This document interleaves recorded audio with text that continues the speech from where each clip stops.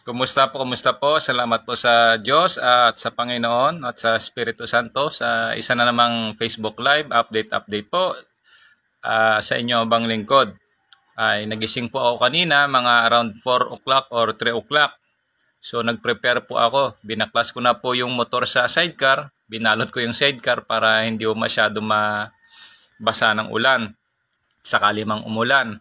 At yung motor ko ay nalinis ko na po. Nakahanda na po yung gamit at nagpapakulo na ako ng tubig para makaligo na sana. Kaso naman, yung isa pong concern dito, umuulan po dito sa amin Yan po isang problema ko kasi pag bumabiyahe po, talagang ang hirap po. Lalo na basa mababasa yung sapatos mo, pantalon mo, or pantalon ko. Concern ko pa yung bag ko pag nabasa talaga naman siyempre yung tubig naghahanap talaga yan ng isang tuyong bagay. So pag nabasa yung bag ay talagang papasukin ho yung mga gamit. May extra po akong mga damit dito. Basta may mga apparel po na extra. Sakaling mabasa man ito talaga namang hirap po. Isa po sa concern ko yan.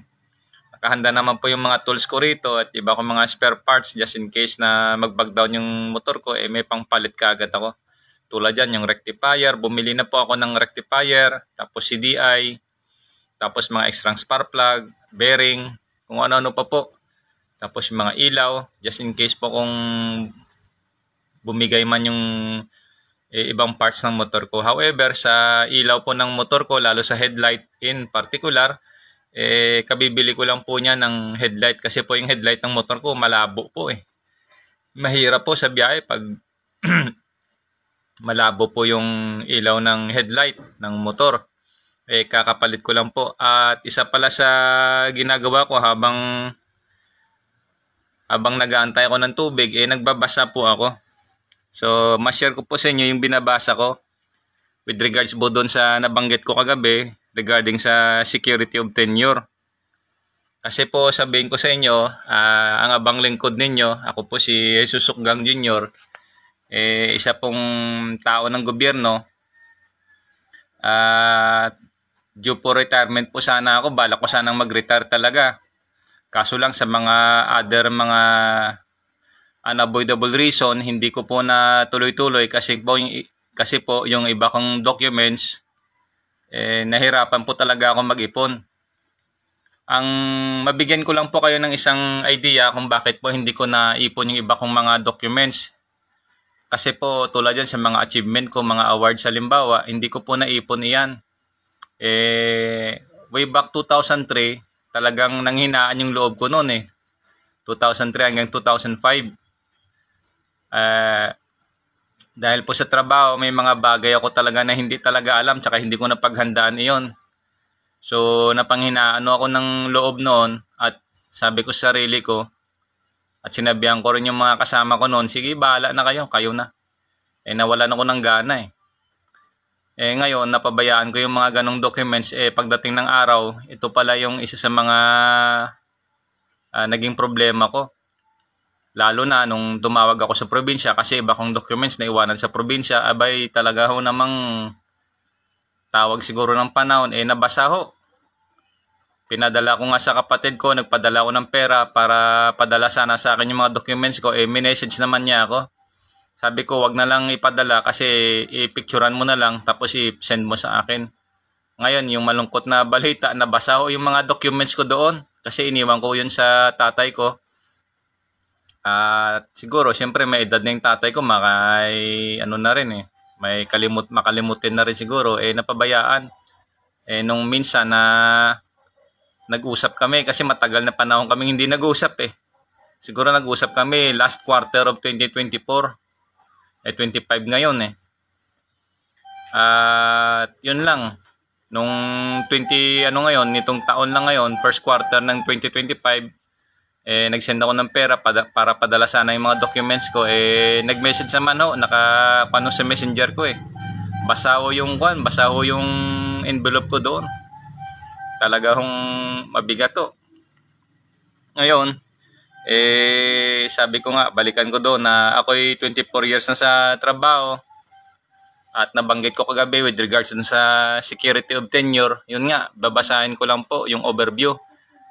Na-post ko naman po yan sa aking page sa Facebook ko po. Overview, security of tenure is the right of an employee to keep their job unless terminated for a just or authorized cause, provided proper legal procedure are followed. So, yan po ang isa sa overview. Ituloy ko lang po to continue. This protection is enshrined in the Philippine law and ensures employees are not dismissed arbitrarily. So, vocabulary again, arbitrarily. Kailan din po natin i-research ito. In a broader sense, security of tenure can also refer to a person's or group's rights to stable housing and to be protected from forced eviction. In the context of employment, protection from arbitrary dismissal, employers cannot terminate an employee's services without a valid legal reason. Due process. Any termination must adhere to the due process of law to be valid. This includes the employer having to prove a just cause for termination, remedies for unjust dismissal, an employee who is unjustly dismissed is entitled to reinstatement without loss of seniority, full back pay, and other benefits. Legal basis, this right is guaranteed by the 1987 Constitution and the Labor Code. Scope, the protection applies to all employees regardless of their employment status, though the specific reasons for termination may differ. In the context of housing, so yun na po. So, protection from eviction sa housing naman ito, broader rights. Hindi ko na po ituloy muna kasi sa housing na ito eh. Ito na lang, legal and administrative framework. The right, legal and administrative framework, the right is supported by the existence of legal and administrative structures that govern and regulate land and property agreements. Ay, sa housing pa rin ito. So, yun po. Yun po siya sa overview sa security of tenure. Ngayon, meron naman dito, dumating pa nga sa Supreme Court eh. So, nagbabasa pa ako. Titingnan ko siguro dito yung arbitrary. Tingnan ko nga. Happy about this. Definition muna ng arbitrary. Kasi arbitrary,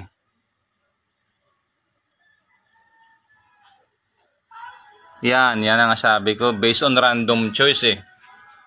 Out of those many na kasama sa direktiba random choice kasi kami.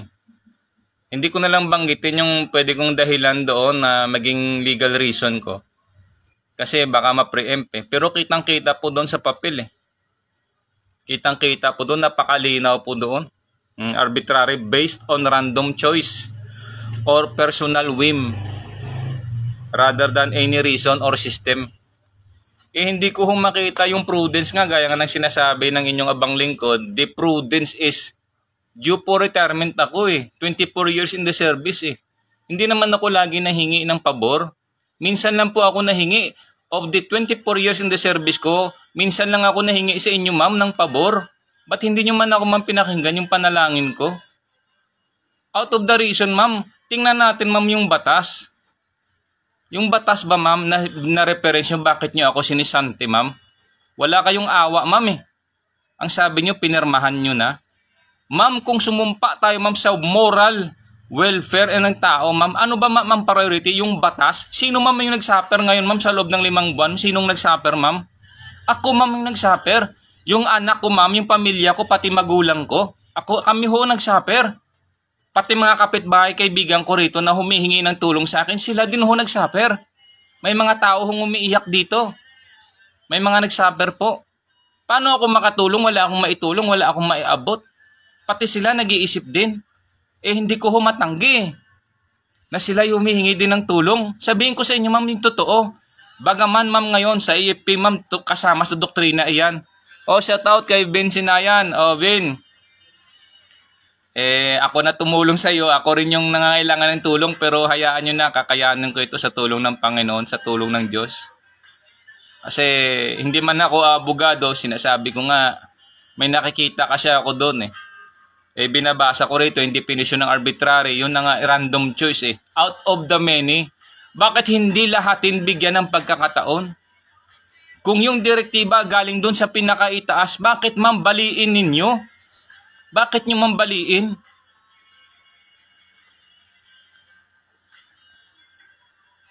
Doon pa lang, ma'am Maya-maya babasahin ko rito yung abuse of discretion, grave abuse of discretion, or abuse of authority. Meron pa akong ibang mga dahilan to flaunt wealth and privilege, however will earn while my fellow endure adversity. Indirectly, you do not flaunt authority. You do not flaunt power. But arbitrarily, indirectly, that is flaunting. That is a flaunt. Ranggo ko ganito. So what? Baklas ka. Masakit ho yan.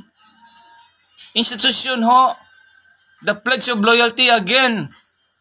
If you work for a man, that is the institution. In heaven's name. Wala hong tao na magsabi na siya o yan. Hindi ho. Ang authority nagmula doon sa institution. The institution itself, the very institution itself was established by law, not by man. Oo, by tao. Pero yung tao umaalis yan Nung umalis na siya, ang opisina, naging permanente yan. That is the very tao sa pledge of loyalty. Kasi kung pag-alis natin halimbawa sa trabaho, ano ba, namatay na yung institusyon? Hindi. Still, the institution is there. The very institution is there. Ang dami na nagsipag-alisan. 100 years na yan siya. The first inception niya. Nung the early 1900s until now. Already, that is already 100 years. So, ituloy ko lang yung pledge of loyalty. If you work for a man in heaven's name, that is the authority, that is the institution. Work for him, speak well of him, and stand by the institution he represents. I am part of that institution. We are part of that institution. However, nagkaroon lang tayo ng barriers or varied powers. And stand by the institution he represents. Remember, an ounce of loyalty is worth a pound of cleverness. Again, 1907 Duncan McDougall, by coincidence po, 21.3 grams. What is that 21.3 grams? Stated by the Bible, in the Bible, long ago, long ahead, before Duncan McDougall, 1907, arrived to prove a theory. The 21.3 grams, that is the weight of the human soul. If you want to read to my English speaking subscribers and to my Filipino subscribers, written in Genesis chapter 2 verse 7, it says, God breathed into a man his nostril, God breathed into his nostril the breath of life. So, see? Tapos pag namatay yung tao, if a man dies, a weight is lost. Not liquid, not hindi lumalabas sa katawan niya. A weight is lost. May discrepancy po. What is that weight? 21.3 grams, ang sabi ni Duncan McDougall. Before Duncan McDougall came to prove a theory, kaya nasa Bible na po yan.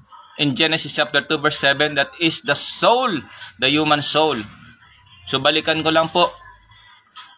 An ounce of loyalty.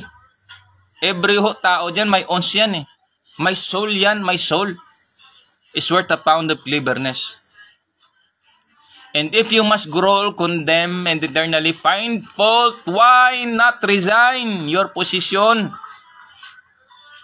But when you are in the outside, damn to your heart's content. Remember, as long as you are part of that institution, do not condemn it. Because if you do, the first high wind that comes along will blow you away and probably you will never know why. Sir. Grabe ho. Tingnan mo yan ngayon. Plano kong umalis. Nakaraan pa. Halos sakit ang inaabot ko. Kakasakit ho ako. Ngayon tag-ulan-ulan pa. Ang hirap ho. Nagsisuffer ho kami rito. Pati yung... Excuse me.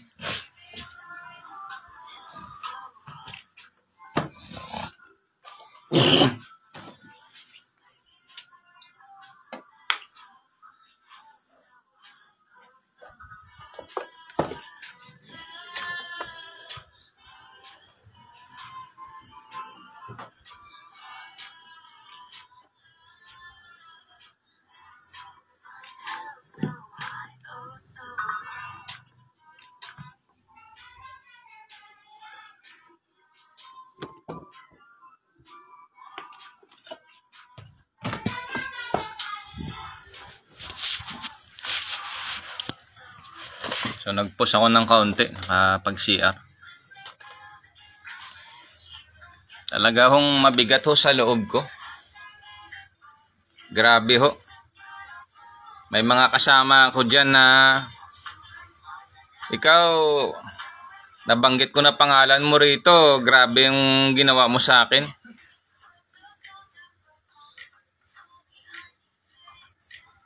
Ito definition ng arbitrary oh. Overview ng Google. Based on random choice or personal whim rather than any reason or system. Yes, you invoke yung authority na yon, ma'am, way back 2023 na yon. Bakit ako sisantihin? However, again, ang masabi ko, the totality of justice was not served. I came that day to ask a prayer with a plea, informing na nagpa-process po ako. So site sana na meron akong inaasikaso kasi iniiwasan ko doon yung tinatawag na random checkpoint. Kasi may tinatawag doon sa ownership eh. May mga na-impound nga na balitaan ko. Yan ang naging concern ko. At ang problema minsan sa tinatawag na checkpoint pag may media. Kasi ang dami na hong nangyari niyaan pag may media ho. Kahit kabaro, kahit ano, hindi ho pwedeng pakisamahan yan. Hindi pwedeng pagbigyan kasi may media eh. Ganun ho. Nabalitaan ko nga, sabi nga ng isang kasama ko, siguro that was 2 months ago. Yung isa hong nagtatrabaho diyan sa traffic, pinatay mismo sa bahay nila. Kasi siguro wala siyang awa, nakiusap sa kanya. Yun, pinatay sila. Ngayon, lumamig-lamig daw sila ang kwento. Ganun na ba tayo, ma'am, sa mundo ngayon? Masakit ho sa loob ko. Pumupunta tayo sa mga kung anumang mall sa ang lugar, sabihin sa atin ng mga, hindi ko naman din na-downgrade yung mga security guard. Mag-invoke sila ng ano, mag-state sila ng mga authority. Abay, sumusunod tayo. Security guard yun. May tinatawag na security procedure. Pero yung kasama natin, ma'am, kung nagsumpa tayo, ma'am, sa institusyon na yan, ma'am, bakit hindi pwedeng pakinggan yung isang panalangin? 24 years na ako dyan, ma'am, bakit hindi ako pakinggan? Alam ko, ma'am, may utos sa taas, ma'am. Bakit baliin nyo yun, ma'am? Sinaktan nyo ako ng gusto, ma'am, eh. Grabe kayo, ma'am. Wala kayong awa sa kasama nyo. Sana man lang tawagan nyo ganito. Pumunta na nga ako dyan, ma'am. Hindi nyo na nga ako tinawagan, eh. May dala-dala akong panalangin.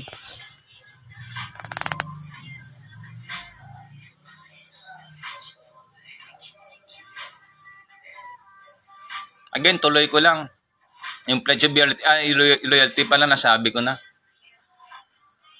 Napakabigat to sa loob, ma'am. Tulad yan, may mga kasama ako dyan. Banggitin ko na. Yung isa. Sabihin ko na lang first name niya para hindi na yung apelyido. Ikaw, Joseph.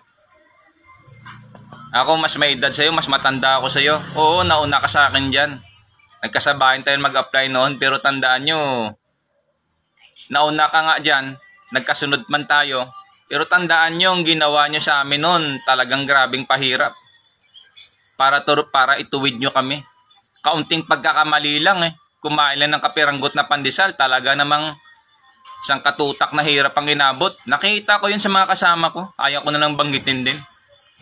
Kumain lang ng pandesal, nandun kami sa likod. Hindi naman ako kumain. Pero nakita ko, talagang sinaktan pa, kinaldag-kaldag pa. Batok, pati sipa. Tapos produce water pa. Pandesal lang yon. Sa grabing pagod at hirap. Para ituwid nyo kami. Tapos ang ginawa mo sa akin, siniraan mo ako ng gusto hanggang doon sa may Tagig. Grabe kayo. Nakakalusot ho, may nagsusumbong sa akin. May nagsusumbong. Kaya ko balikan ang inyong ginagawa sa akin. Sa legal na paraan. Kasi may mga naperwisyo din kayo eh. Pero hindi ko ginagawa. Hindi ko ginagawa na ako'y maghigante para perwisyuhin din kayo sa legal na paraan.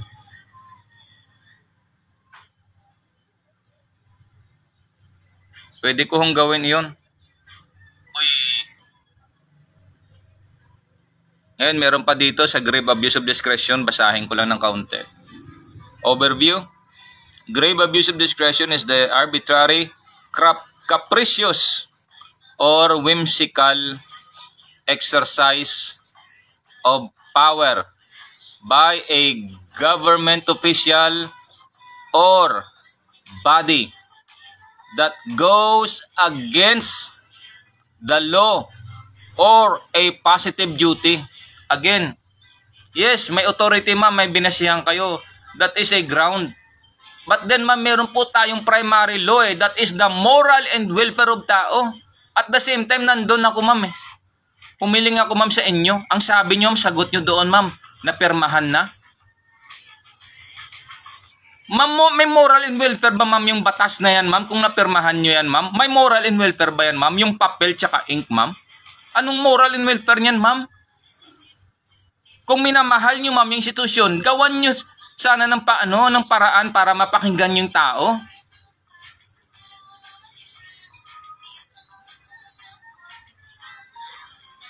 Sumpaan yan ma'am eh, hindi yan ma'am biro. Ngayon ma'am, kung sino man nag-endorse dyan sa inyo, sa akin, sana ma'am pinaharap nyo ma'am. Sabihin ko sa inyo ma'am, isang nag-endorse siguro sa akin yan ganito. Ewan ko lang kung buhay pa siya. Yung isa ma'am, meron pa rin dyan ma'am. Yung nagpakulata sa akin, yung tinubuan ako rito ng hematoma. Ma'am, para sabihin ko kasi ma'am, ibigyan ko na lang kayo ng ibigay ko na sa mga aking taga-subaybay kung bakit ba ako kinulata. Kasi inutusan ako mag-research sa isang ahensya ng gobyerno. Hindi ko susundin yon. Nag-oo ako, hindi ako makatanggi, oo. Pero hindi ko ginawa at hindi ko gagawin. Kasi bakit? Walang direktiba, agency to agency para magkanda ka ng research. Alam na alam natin yan, pag nagkanda ka ng research sa isang opisina, isang institusyon, negosyo, may write-up yan. May letter yan, may request yan, tapos bibigyan ka ng authority o sige ng go signal. Hindi pwedeng papasok ka lang doon, kasiga? Hindi pwede yun ma'am. Ngayon, yan ang paraan, yan ang naging dahilan yan kung bakit ako kinulata. Kasi yung nag-utos sa akin yan, hindi niya siguro alam yung gagawin niya. Kasi ma'am, ganitong kwento niyan, meron akong direct na boss doon sa admin. Assign ako ng admin, sa admin ako eh. Admin department. Yung nag-utos sa akin yan, nasa yan ma'am, nasa support group. Sabi ko nga sa kanya eh, tinawag ako sa opisina. Sabi, sir, yes, may utusan ako sa'yo. Sir, atin sir, manong may tulong ko? I-research mo ako sa ganito. Nagulat ka agad ako, ahensya ng gobyerno, ipapasok niya ako doon. Pero nag-ano na nga sa isip ko, naglalaro sa isip ko, delikado yung ganong bagay. Sabi niya kasi tiwala ako sa'yo, ganito, ganyan. Mantakay mo tiwala kasi nabalitaan niya na isa ho ako, yung inyong abang lingkod, isa ho ako sa tumulong para gumawa ng code of conduct. Matunog yung balita doon. Ngayon, hindi niya siguro kaya yung inutos sa kanya. Ako yung inutusan niya. Sabi niya, tiwala kasi ako sa iyo. Hindi ko talaga ginawa. Ngayon doon nagka-umpisa, nagkandaletse-letse buhay ko. Talagang in-endorse niya ako doon sa boss namin. Kinulata ko nung gusto. Halos nakwento ko naman sa inyo yan read back nyo na lang yung aking download. At saka ano na lang po sa YouTube.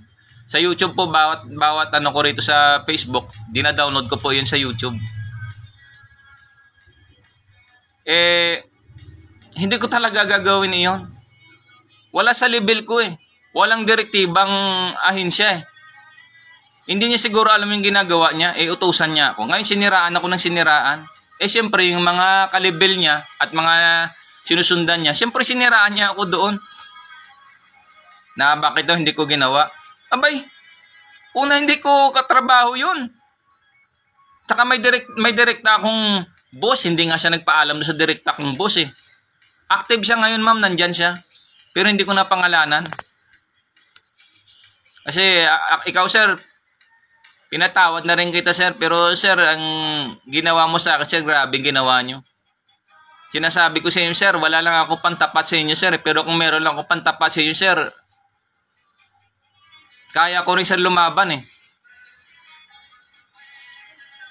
Mahirap na lang, pero ako kasi may diploma ako Graduate man ako ng college, pero may diploma ako. Legal akong nagpasa ng mga documents diyan. May diploma ako May diploma ako. Tinapos ko yon sa 3 taon. Pinaghirapan ko yon. Nagkasakit pa nga ako noon. Habang nag-aaral ako sa college.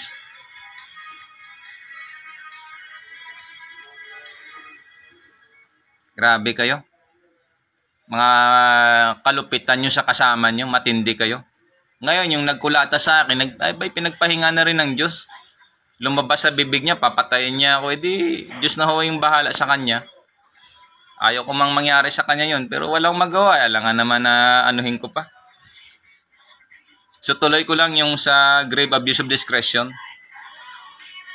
Paragraph 2, it is a level of misconduct so patent and gross that it is considered a violation of a fundamental law, often resulting in an action that is considered to be equivalent to a lack of jurisdiction.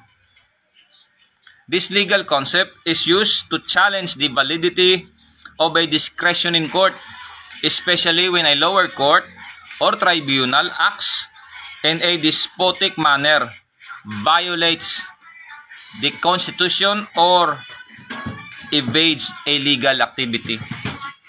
Pang korte-korte naman ito.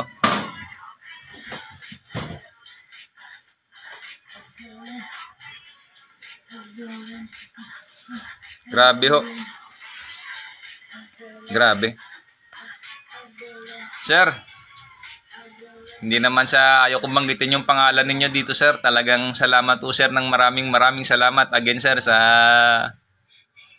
bilang isang tatay ho kayo namin, nagbigay ho kayo ng awa, sir, para kami ay makapag-ayos ng mga documents, sir. Sir, salamat po ng maraming salamat, sir. Talagang ramdam ko po, sir, yun. Bagaman naging maiksi man, sir, yung panahon ko noon, sir, sa research. Dahil sabihin ko na sa inyo, sir, yung totoo, sir. Nasasaktan ako kasi, sir, sa sa sigarilyo. Talagang masama ho pakiramdam ko noon, sir. May sakit na ako noon, sir. Hindi lang ako nagsasalita, sir. Tahimik lang ako. Kaya hindi ako, sir, umakyat sa opisina. Nasa baba lang ako lagi. Yun, sir, yung katotohanan dun, sir. Pero, sir, again, salamat dun, sir. Nung panahon na gumawa ako, sir, ng letter, tinanggap ninyo at binasa ninyo. At ginawa nyo na lang sir ng paraan para mapasipay man yung hinanakit ko noon sir.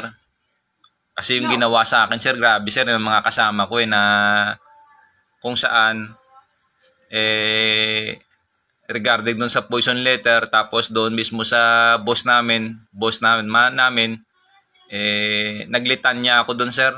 Dinipinsahan ko sila sir, iniligtas ko sila sa mga any possible na mga legal repercussions at any mga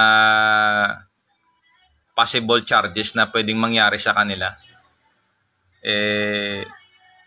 Sabihin ko na rin sir yung totoo, natuwa talaga doon sir yung boss namin kasi nung maglitan niya ako sir, sinight ko sir na yung mga tao na iyan sir, mga bata pa at may at meron pa silang pagkakataon para sila ay magbago at maituwid yung kanilang mga siguro mga pagkakamali. Sir, nalaman nyo yun sir dahil nung sa ginawa kong letter, nagsisisi rin ho ako nun sir. Dinipinsahan ko sila sir, pero yung ginawa nilang panggigipit ba sir, talaga ho yung ano ko yun sir yung ano ko sir nun, bakit ako gumawa ng letter. So again sir, salamat ng maraming salamat sir, bilang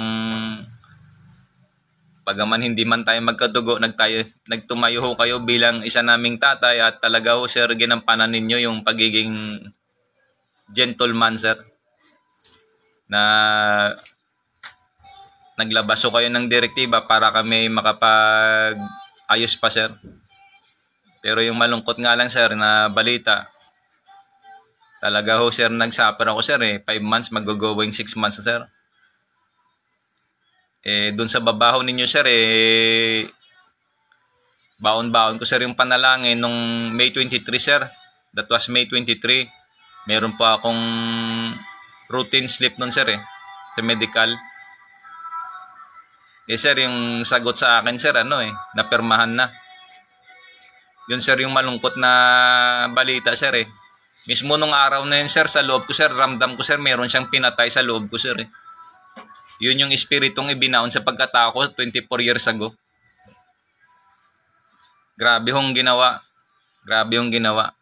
At ngayon sir, nagsasuffer ako pwede naman sanang ayusin yun sir Gumawa ako ng paraan para ayusin yun. Nalulungkot man ako dun sa 4 sir, kasi hindi ko alam kung anong status ng 4 na iyon. Bakit sila nadamay. Pero makita naman dun sir sa nilabas niyang sa nilabas niyang panibago nung June 13,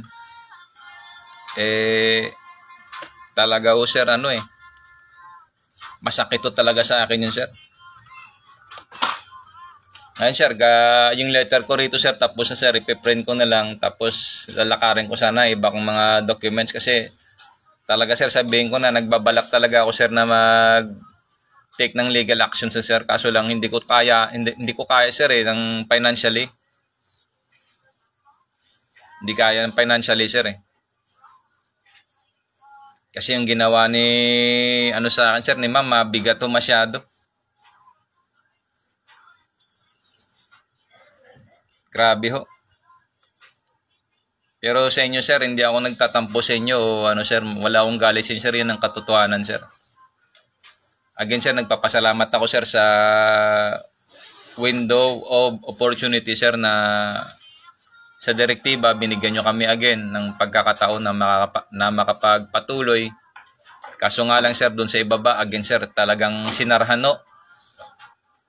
selective sir Naging selective siya at random siya sa akin sir, alam ko sir, hindi selective yun Kasi talagang balita na sir, matunog na dyan na nagpa-process ako sir ng retirement, hindi ko lang naituloy dahil sir yung alam yan sir, sa opisina dyan, naging problema ko. Nasabi ko nga yan kay boss nung nag-usap kami minsan dyan regarding doon sa initial na Sierra Oscar India. Yung Sierra Oscar India sir, yan ang naging problema ko talaga sir. Katotohanan yan sir, dahil talagang matagal na panahon ko na yun sir pinabayaan 2 dekada din halos. Kasi nga dahil dun sa mga kasama, yung pagkatao ko sir, hindi ako, hindi ko ugali yung pagkaisahan yung kasama at ganon. Hindi ko ugali yun. Akin sir, kahit manapa na kasama ko yan, kahit nag-away man kami sir, personal yun. Pero pagdating sa trabaho, trabaho yan sir. Alam nila yan dyan sir, alam ng karamihan dyan. Kaso lang siyempre yung mga nakaaway ko sir, ibang utak niyan. Na pagdating sa trabaho, wawasakin ka nila. Hindi nila isang tabi muna yung tinatawag na personal grudges. Personal grudges yan sir personal grudge yan Pero pag trabaho, trabaho yan. Magiging form of subversion pa nga yan minsan Isubvert mo yung isang kapangyarihan, i-disrupt mo. Again sir, salamat ng maraming salamat sir, pero sasubmit ko sir yung mga documents ko. Kaso lang problema ngayon dahil yun lang po sir. So balik tayo dito naman sa mga audience ko naman. Binasa ko na doon yung grave abuse of discretion. The full capacity of justice was not served. May tinatawag na random Kasi sa trabaho, lalo halimbawa sa mga uniform service, pag binibigyan ho ng award yan, lahat ho yan. Lahat yan. Kaya nga mga presidential citation, lahat yan binibigyan. Pwera man kung nasa bahay ka o nasa saan ka man. Nakabakasyon ka o nasa ospital ka. Pwera ho yan. Lahatan ho yan. Ngayon, bakit kung nasabi na the grave abuse of discretion, grabe ho talagang hirap Nagkasakit ho. Okay lang sana kung wala tayong mga achievement dyan na hindi worthy of appreciation. Hindi na nga nabigyan ng award. Hindi ko nga pinipilit yun Ako kinikwento ko lang. Kasi kailangan ding sabihin I-quote ko lang si Jordan Peterson, a Canadian psychologist, commentator, philosopher. Quote, "If you have something to say, silence is a lie, and tyranny feeds on lies." Unquote. Yan kasi ang isang bagay na pag hindi tayo nagsalita, general orders number din yan number 3 and 4, to repeat all calls from my post distant from the guardhouse. Tapos report all violation of orders. Number 6, to repeat all calls from my post distant to receive, obey, and pass on to the sentinel who relieves me all duties. To receive, obey, and pass on to the sentinel who relieves me duties and responsibilities, all orders from. Yan. So on and so forth. Yung 3, 4, tapos 6. Yan yung mga provision Kaya ako nagsasalita. Ngayon, hindi ko man binabanggit dito pangalan, hindi ko man binabanggit kung anong ahensya ng gobyerno, hindi ko man masabi na para bang in a form of subjudice. Kasi wala pa naman ako sa board Inaing ko lang dahil ang hirap po. Dahil yung mga ganitong bagay, hindi po iyan bago sa isang ahensya ng gobyerno. Kaya nga yung mga ganyang bagay na nangyayari sa atin ngayon, nakikita ho yan ng dragon, traidor na dragon. Nabanggit ko nga minsan dito sa aking Facebook Live or na-post ko mismo dito sa aking Facebook page yung sinasabi na silent tyrant. Sino yung sila mga silent tyrant? Abay, oligarchy. Pwede ba yung taniman ka ng implant device? Yan Yan. Yan. Tapos meron pa rito Pwede bang taniman kanya na basta-basta na lang papasok sa bahay mo? Ibig sabihin, grabing kapangyarihan yon. Matindihong kapangyarihan. Again, Amerika, ina-appeal ko sa inyo, gising-gising naman kayo. CIA, kung nagbigay kayo ng pagkakataon sa isang scientist na yun, gumawa siya ng research. Subukan nyo naman isang Pilipino. O pyramid. Between. Pyramid na may mata. Between. Pyramid na may mata. E pluribus unum. Out of many, one. Sige, maghanap na lang kayo. Gusto nyo ng research, gusto nyo ng talino, nandito, ibubuhos ko sa inyo. Ipupur out ko sa inyo, ibubuhos ko sa inyo, manawa kayo. Pati yung mga traidor dyan sa Amerika, sige, maganda-handa na kayo, sakaling makaapak ako dyan. Mga traidor kayo, sikreto nyo, hindi yan maitatago, mga traidor kayo. Lalo yung mga best brain scientist dyan, mga gunggong kayo. Ini-sponsoran kayo ng Amerika para mag-expand kayo ng talino nyo, pero ginagago nyo yung Amerika. You betray America from within. Sabi nga ni Yuri Bezmenov or Yuri Alexandrovich Bezmenov, a Russian KGB. Kaso namatay na rin pala siya noong 1980s. Subversion eh. They subvert a nation. Yung Pilipinas, marami dito. Dami yung traidor dito. Ito, anong tawag nyo rito? Diba nung 1986? Diba, 1986? Ano pala yan, oh? Pambaril pala yan, eh. They use that symbol, mga symbolism po yan, to subvert the government, to subvert the people of the Philippines. Ganon ho yung galaw ng dragon. This subtle conquest to change the population from within, starting from the top, where influence and power resides. Ganon po yan. Intermarriage, ganon po yan. Ay, bistado na ho kayo. Kailangan ho kayong sunugin. This silent tyrant within the Philippines, so talagang gumagalaw ho kayo ng pailalim. Dapat din kayong sunugin. Kasi sa panahon, bawat panahon, sa ilalim ng araw, may mga panahon po yan. Nasa Ecclesiastes 3, verse 1 to 8.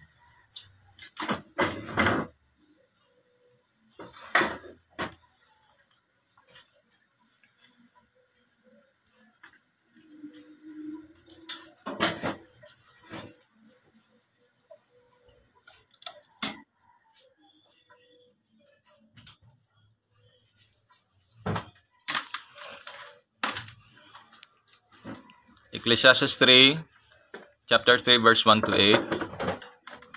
1. There is a time for everything and a season for every activity under the heavens. 2. A time to be born, and a time to die. A time to plant and a time to uproot. 3.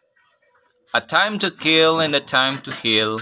A time to tear down and a time to build. 4. A time to weep and a time to laugh. A time to mourn and a time to dance. 5. A time to scatter stones and a time to gather them.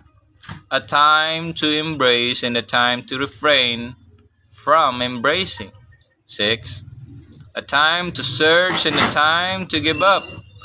A time to keep and a time to throw away. 7. A time to tear and a time to mend. A time to be silent and a time to speak. 8. A time to love and a time to hate. A time for war and a time for peace. Speaking of peace, meron yan sa kasabihan sa Latin eh. Si vis pacem para bellum. Which means, if you want peace, prepare for war. Ganon yan. So, wala ho tayong kapayapaan kasi nga nakasulat ho yan sa Revelation chapter 12 verse 4 about the dragon. So maiba tayo ng kaunti kasi related ho ito eh. Yan nga yung sinasabing ito Hainan, Taiwan. Bakit gusto kunin yung Taiwan? Para ho mabuo yung mata ng dragon. Para ho mabuo yung mata ng dragon. Kasi bakit ko ho nabanggit yan? Alam ko ho galaw ng dragon ito. Nung minsan dumaan ako dyan sa US Embassy, hapon iyon. Habang pabalik na ako, galing ako dun sa may sa beach, Dolomite Beach. Pauwi na ako padaan ako doon, pabalik ako galing doon sa Dolomite Beach. Meron doon dalawa, hit ng sigarilyo, talagang binubuga sa akin, napakabaho. Hindi ako huminga, nag-breath holding po ako. Nung makita ko yung usok, hindi ko hininga yon, nag-breath hold ako hanggang sa nalagpasan ko. Tapos yung isang kasama niya, ganun ang tingin sa akin, ganun ka, para bang kakainin ka, sisindakin ka. Sa loob-loob ko lang, hindi ako nasisindak sa inyo. Takot? Ako, hindi ako takot sa inyo. Para bang, alam ko Pilipino yung isa Siyempre, mga hard killer, mga trigger man ba? Tawag nga yan trigger man taga-timpla ng kape. Kasi laging hawak ng kape, trigger man ang tawag dun Taga-timpla pala ng kape. Sir, coffee sir. Yun ang tawag nila, trigger man. Sa isang mababaw na unawa. Yun siguro, trigger man yun. Ewan ko lang kung anong kasing trigger man yun. Intimidator siguro yun or antagonistic ba? Takot-takutin ka pa, sisindakin ka ganyan, gaganunin ka kung nakatingin ka. Hindi ako natatakot. May nakita na ho ako yung mata. Ito, dalawa. Itim ho, purong itim. May nakita na rin ho akong mata, parang umaapoy. Ganun ho. Yung mata na wala kang makitang puti. Nakakita na ako noon, puro itim yan. Tapos nakakita na rin ako yung mata na yung umaapoy. Talagang akala mo may ilaw Ganun ho. Hindi ako natatakot sa mga ganun. At mga klaseng bagay pa, yung mga halimbawa, para bang tumatago sila sa mga itim. May nakita na ako ilang beses na. Tapos may nakita na rin ako na mismo nagpalitan nyo. Sa harap ko talaga. Akala mo yung tenga matulis. Matulis yung tenga Tapos yung akala mo yung sa Lord of the Rings, na puti yung buhok, matutulis yung tenga. Ganon na ganon ho. Tapos ang tatangos pa ng ilong. Kaso lang nung 2016 yon, 2016, nakapila ako dyan sa isang gasoline station. Tiningnan ko ganyan. Tumingin ako sa paligid. Pagtingin, ganun pa rin siya. Hanggang siguro pangatlo, pang-apat ko natitig sa kanya, nagpalitan nyo siya. Hawak lang siya dito, nagganon siya sa tenga. Pag hawak niya, yung sigarilyo, isang stick na sigarilyo, yung kapalit, sabay palit siya ng anyo. Ang bilis parang isang kisap mata lang. Ganon. Kasi paano ko nakita yun? Yung salamin ng kotse niya clear hindi naman po ako natatakot sa ganon. Kasi again, sa premonition, marami akong nakita sa premonition, matitindi lang hindi basta ganun lang. Grabe talaga. Kaya nga sabi ko, Mel Gibson, sir, Mel Gibson, sir, I know you're making a movie. If you're interested, I'm willing to collaborate with you. I'm willing to work with you. This is not for monetary purposes, but then I just would like also to help you and to share the movie inside here. So if this Facebook Live reach your attention and you're willing, I'm also very much willing. 100% I will give to you the movie. It's up to you, sir. I'm not interested with the monetary thing or the monetary side. Okay, sir. Yun lang po. Again, balik tayo dun sa nabasa ko sa Biblia. Bawat tong bagay may mga panapanahon po at time to speak. Sabi nga again, quote ko si Jordan Peterson, a Canadian philosopher, psychologist. Quote, when you have something to say, silence is a lie, and tyranny feeds on lie. Unquote. Yan po. Kasi sa Pilipinas may tinatawag din ako minsan na naipost ko nga ay silent tyrant. Meron ho talaga.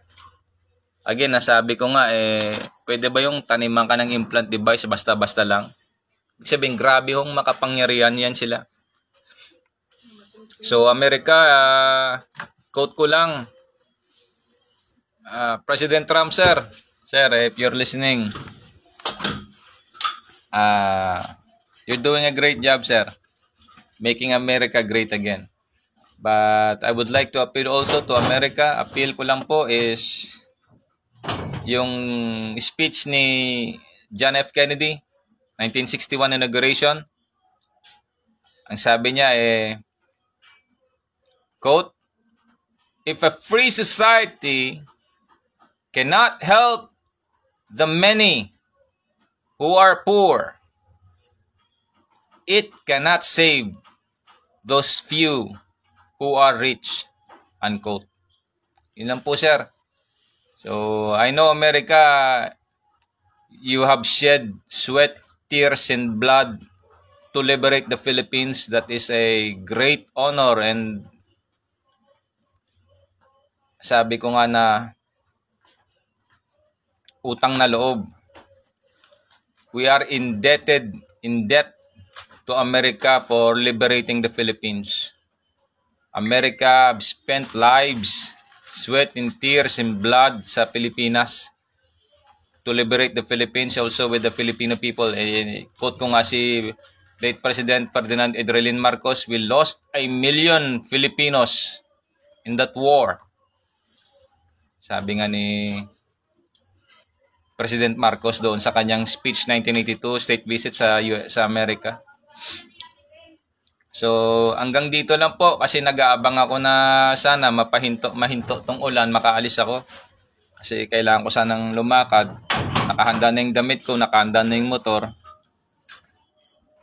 Kasi wala ho talaga, kahit pang gasolina ko, nahirapan ho ako eh. So,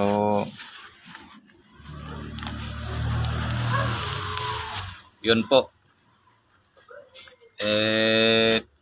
Umuulan pa dito. Talagang ang hirap. Hirap bumiyahe na basa yung paa mo, basa yung sapatos, masakit sa paa una, at saka ang tagalo, paano bago mapatoy yung sapatos.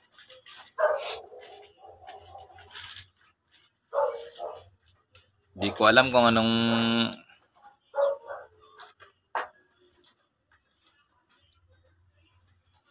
bigato sa parte ko.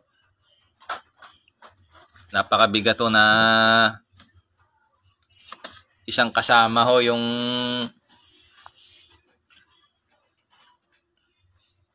ewan ko ba, sadyang mabigat talaga. Pero ako pinagpapasalamat ko sa Diyos kasi yung ginawa sa akin, siya naman yung nagbukas ng daan para ako makapag Facebook Live. Ang unang araw ko po sa Facebook Live ay patungkol po sa Pilipinas.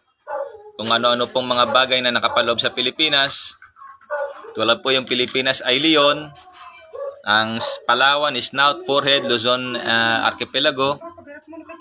Tapos yung dalawang kalabaw sa Luneta, yung Philippines Pyramid, about the Philippine flag. Yung Philippine flag tulad sa Biblia na magbubukas. Blue and red, kasi blue Old Testament, the red is the New Testament, kung saan po yung Panginoon ay tumagas ng nagbuwis ng kanyang buhay at tumagas yung kanyang dugo doon sa Israel po. Ibinigay niya yung kanyang buhay para po magligtas ng tao at para po yung mga nakakulong sa kulungan kanya pong maliberate. At yung mga bihag po, nga sabi ng Biblia nasa 2 Peter yata yun nasa 3:18 ba yun? Yung pumunta po ang Panginoon sa ilalim ng lupa para po kunin yung mga nakatali doon, yung mga nabihag.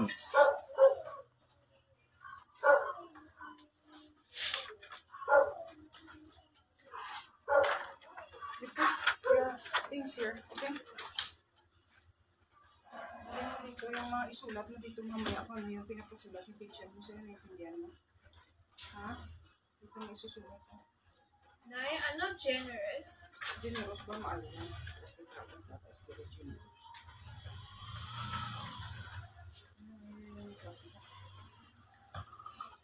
What is the opposite of generous? Greedy.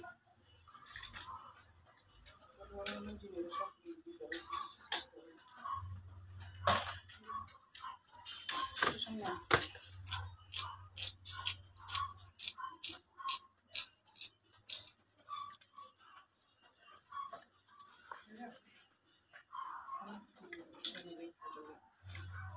Tomorrow is Sunday.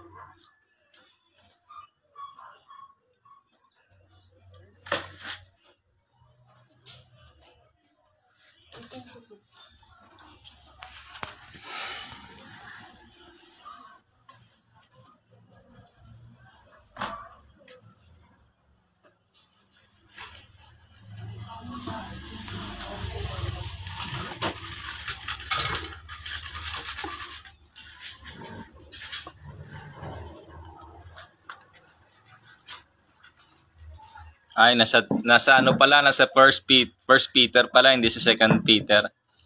Nasa First Peter 3, 18 to 20. Ano kasi ito, nung nagbabasa ako ng Bible way back 2002, tinanong ako ng kasama ko na ang Panginoon daw bumaba sa ilalim ng lupa para iligtas yung mga nakagapos doon. Gamit po yung Bible na binigay sa akin ng kasama ko. Sabihin ko na lang yung first name niya, si Perdi. Yung Bible na po yun, New American Standard Bible or New American Standard Version. Binasa ko po yun, ginawan ko po ng speed reading. Nasa 3. Doon ko po nakita na sinagot ko siya nung pagbalik niya galing sa bahay. Umuwi kasi siya Kinabukasan pagbalik niya, sinagot ko na siya. Sabi ko nandito. Binasa ko yung Biblia. Ginamitan ko ng speed reading. To for Christ, 1 Peter chapter 3 verse 18, for Christ also suffered once for sins, the righteous for the unrighteous, to bring you to God. He was put to death in the body, but made alive in the spirit. 19.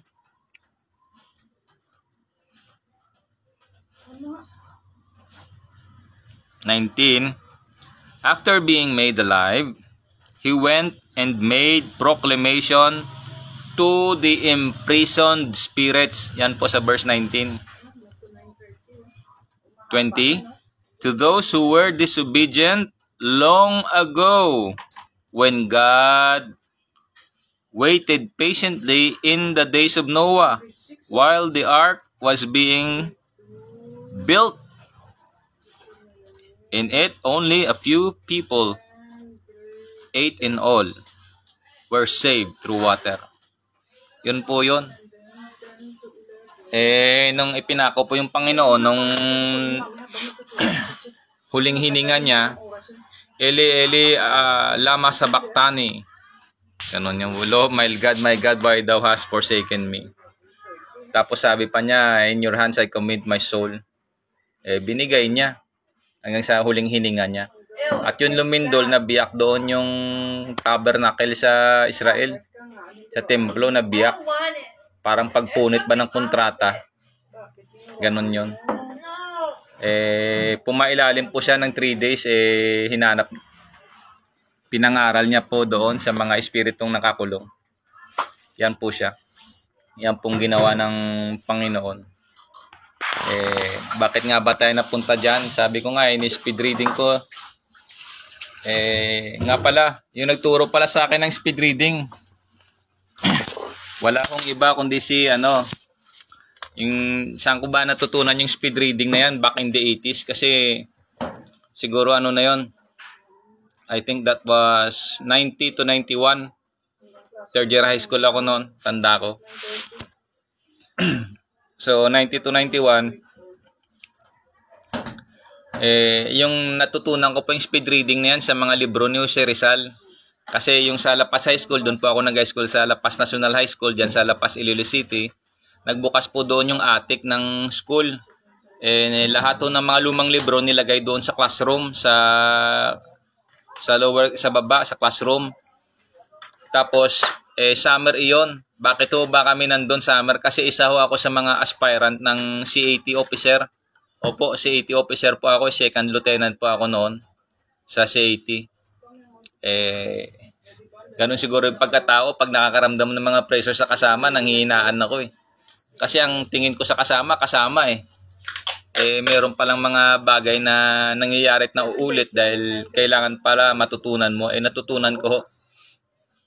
So, balik tayo doon sa libro. Doon ko nakita yung mga libro. Sabi niya, kuha kayo ng mga libro doon. Yung mga kasama ko, nagsikuhanan ng mga libro. Mga novel, kung ano pa, mga pang-English na ano.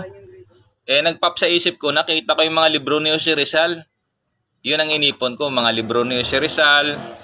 Tapos yung mga world history. Yun ang mga pinag-iipon ko, yung mga English na mga about sa mga grammar o mga reading, ano. Hindi ko inipon yun. Inipon ko yung mga libro ni Jose Rizal, ang dami ho. Ako salamat naman sa Diyos dahil mga isang karton ho yung naipon ko doon. Kaso lang yung mga libro na yon, nasunog ho lahat yun, nasunog. Pero bago masunog yun, marami-rami na rin ho akong nabasa. At doon ako natutong magkaroon ng speed reading. Salamat naman ho sa Diyos dahil sa mga libro ni Jose Rizal, bagaman hindi ko man siya naging teacher direktamente, sa mga sulat ho niya, doon ho ako natuto magkaroon ng speed reading na sinasabi. At marami pa po siguro sa susunod na mga Facebook live ko, i-open ko sa inyo yung mga paano ko natutunan yung speed reading. Tapos about doon sa formula, yung formula ko po, yung algebra, yung mirror, tsaka sign of 4, kung saan ko po napugpupulot yun, kung sino nag-inspire sa akin. Meron po ho yan. Mga ano po yan, mga talino na naipon ko po sa tagal ng panahon, sinisikreto ko lang po. Siguro bubuksan ko rin sa inyo yung iba kung paano ako nag-arrive sa mga ganon. Again, yun na po ang aking update sa ngayon. Maulan-ulan ho, ang kapal ng ulap. Talaga namang hamon ho again yan, pero ang tiwala ko na lang sa Diyos, bahala na po ang Diyos kung saan ito makarating. Again, nagpapasalamat ako sa lahat ng aking mga subscribers and viewers for trust and confidence, for bearing with me, and thank you very much. It warms my heart and keeps me going. Again, shout out pala sa mga subscriber o kay Inayan, kay Vin. Yes. God bless sa inyo dyan sa inyong trabaho. At sana kayo din sa lahat po kung saan makarating itong aking Facebook live, sino mang maabot nito. Sana kayo ay malusog, masaya at masigla kasama ang inyong pamilya, at kung kayo ay nag-iisa ay masaya kayo sa Panginoon. Again, glory and honor belongs to God in Christ Jesus with the Holy Spirit. Amen.